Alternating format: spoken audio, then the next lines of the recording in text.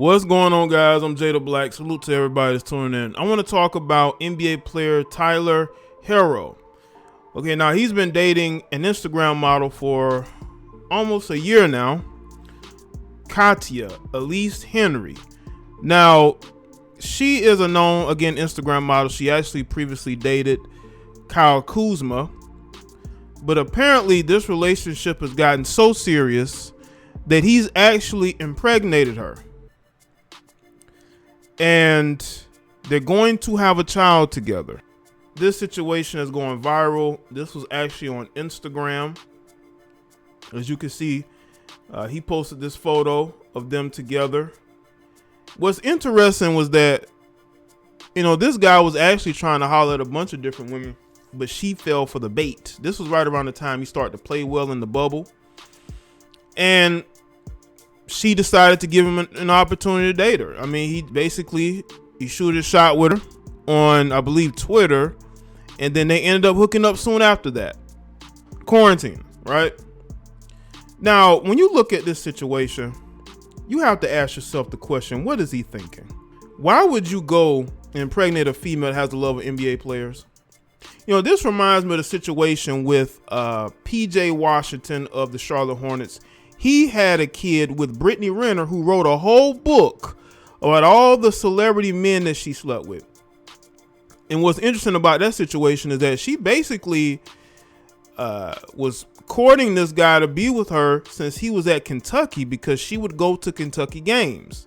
Then he gets to the NBA and boom, they're together. I believe she's probably been messing around with this guy since he was at Kentucky. And I'm talking about Brittany Renner. But in this situation, this guy has not been consistent this season. The Heat have worried about his play going downhill because, he was playing well in the bubble last year. But according to this article, The Spun, they believe that his play has gone downhill ever since he his name rose up and he went viral. He got the Instagram model girlfriend.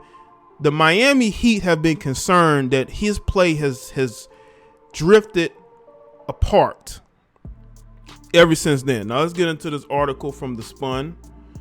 It says Tyler Herro quickly became a household name in the NBA due to his impressive rookie year numbers and playoff success. Unfortunately, his sophomore season hasn't been as great as the Miami Heat hoped it would. Although he's averaging more points, rebounds, and assists per game this season, Herro's field goal percentage is down and his touch from beyond the arc has declined. To make matters worse, it turns out the Heat are actually concerned about how Herro is handling himself off the court. Miami beat writers Ethan and Ira discussed the Heat's concerns regarding Herro's on-court struggles and stardom off the court in recent episode of Inside the Paint. I will say this though, success ain't for everybody. You're a rookie and you come into a situation where you play well. You are a relative unknown. Now you got the Instagram model girlfriend. You're getting the goofy, cringy haircuts to try to look more like your teammates.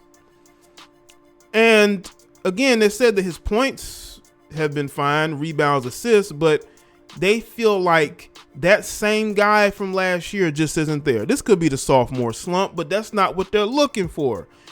If you're playing well your rookie season, they're going to expect you to play that way your second season. And the thing is, what I had heard, because I saw an article that they was actually trying to trade. They were regretting not trading him because they was thinking about trading Tyler, and they didn't trade him.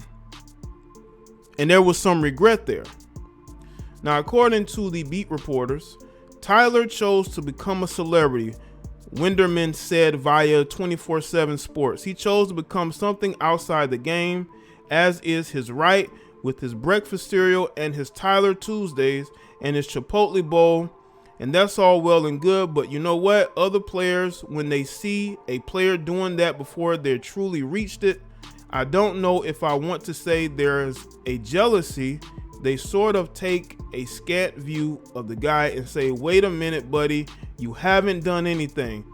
And that's what I'm saying, man. Some of his teammates may look at him and sort of like how he went viral, and you remember the smirk or the not the smirk, but sort of like that facial expression that went viral with them.